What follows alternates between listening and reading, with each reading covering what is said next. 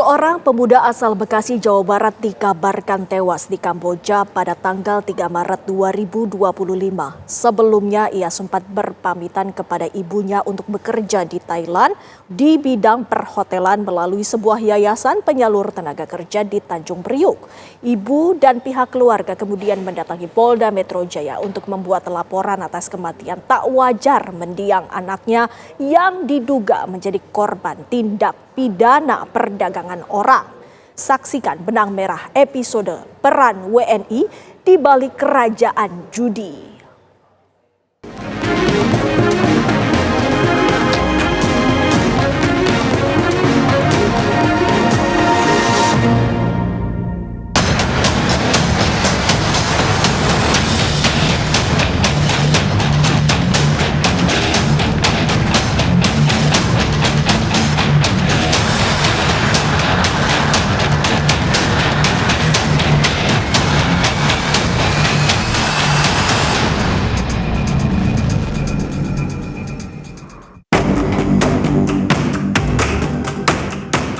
Sepanjang tahun 2024, tercatat 166.000 lebih WNI masuk ke Kamboja, melonjak 11 kali lipat dibandingkan 14.000 orang pada tahun 2020.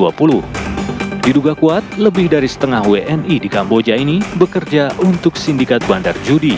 Karena memang judi online di negara Kamboja itu legal, dan sebagai syarat untuk judi online mereka harus punya judi darat.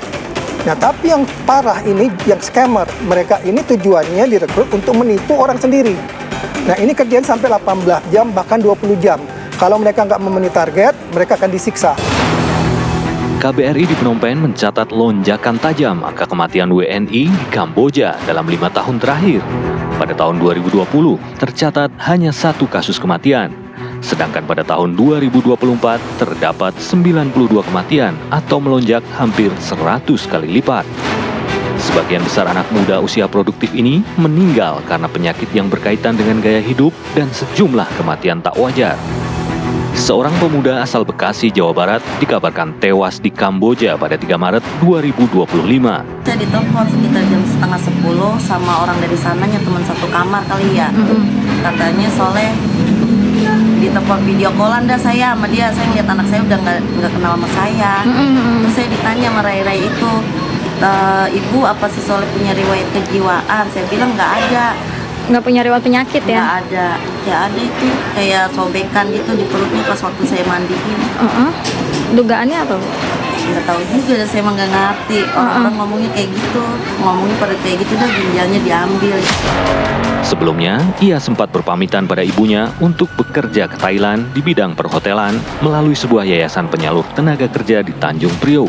Ya saya nanya, biasanya kan Soleh kok nggak ada surat izin buat orang tua? Biasanya kalau kerja di mana-mana kan dia ada kertas gitu mbak, gajinya sekian, ini kok nggak ada. Bisa periksa kertas-kertasnya nggak ada.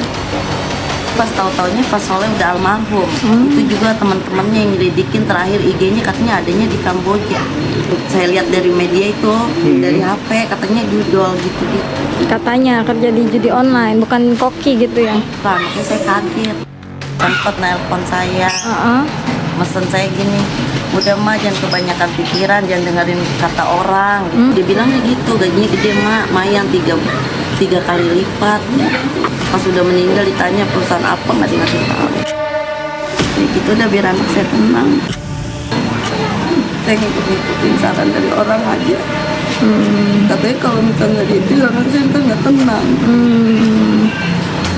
Tapi pengen keungkap gitu ya, Bu? Bu, tapi ada niatan untuk melaporkan kasus ini ke polisi, Bu? Terserah saya mah kalau dia ngebantu, Mbak. Biar nggak ada korban lagi seperti anak saya, Mbak. Kayak saya orang tua, jadi orang tua. Iya gitu, tertipu dah. Bilangnya di hotel. Tiba-tiba kerja jadi gituan. Anak saya kan nggak hobi main-main gituan, nggak pernah main sulap emang, Mbak. Nggak ngerti. Ibu dan pihak keluarga kemudian mendatangi Polda Metro Jaya untuk membuat laporan atas kematian tak wajar mendiang anaknya yang diduga menjadi korban tindak pidana perdagangan orang. Kita sedang berupaya membantu baik melakukan advokasi di sana, yang kedua termasuk rencana pemulangannya. Memang saya harus tegaskan sekali lagi ya, Kementerian P2MI tidak ada kerjasama penempatan ke Kamboja, ke Thailand, dan Myanmar. Kalau boleh hari ini saya menyatakan saya melarang, bukan sekedar menghimbau, melarang semua warga Indonesia untuk bekerja di 3 negara tersebut karena rawan TPPO.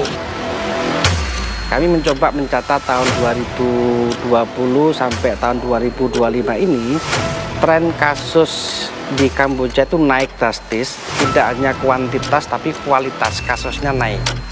Nah, kelihatan mata yang jelas-jelas bahwa ada ribuan orang di Kamboja yang dieksploitasi setiap hari. Bahkan kami melihat dari video-video dikirimkan ke kami, ada yang disetrika, ada yang disetrum, kemudian yang ada diseret pakai motor dan segala macam ketika tidak mempunyai target. Itu bukan 1-2 orang bukan kan? 1-2 orang. Tahun 2020 itu adalah ada 104 korban perdagangan orang Kamboja yang sudah kami proses secara hukum di Pengadilan Negeri Tangerang. Tetapi mirisnya adalah ketika kami proses secara hukum di Pengadilan Negeri Tangerang, maka bukan Undang-Undang 21 tahun 2000 perdagangan orang, tetapi menggunakan Undang-Undang 18 tahun 2017. Sanksinya 1 tahun dengan denda 100 juta dan segala macam.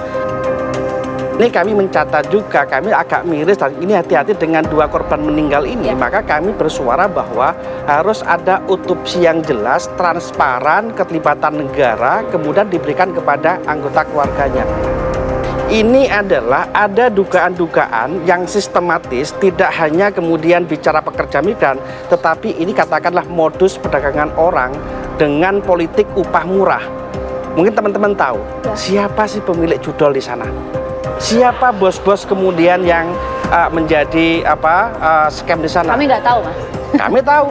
Itu semua mengatakan kok bos-bosnya orang Indonesia. Mungkin teman-teman bisa cerita nanti. Orang-orang Indonesia di sana semua banyak kemudian yang berperan aktif bahkan menguasai sebuah perusahaan-perusahaan di sana. Rata-rata hampir semua karyawan yang ada di sana itu orang Indonesia. Petinggi pun bahkan orang Indonesia semua. 99% malah, hampir semua. Bisa sampai 2000-an. Bahkan hampir saya bilang itu 98% pengusaha pemilik Judion itu orang Indonesia. Ini betul ya Mas, berdasarkan fakta dan juga data ya. Kita nggak main-main di sini, kita berbicara mengenai data. Betul. Anda betul bertemu secara langsung? Bertemu secara langsung.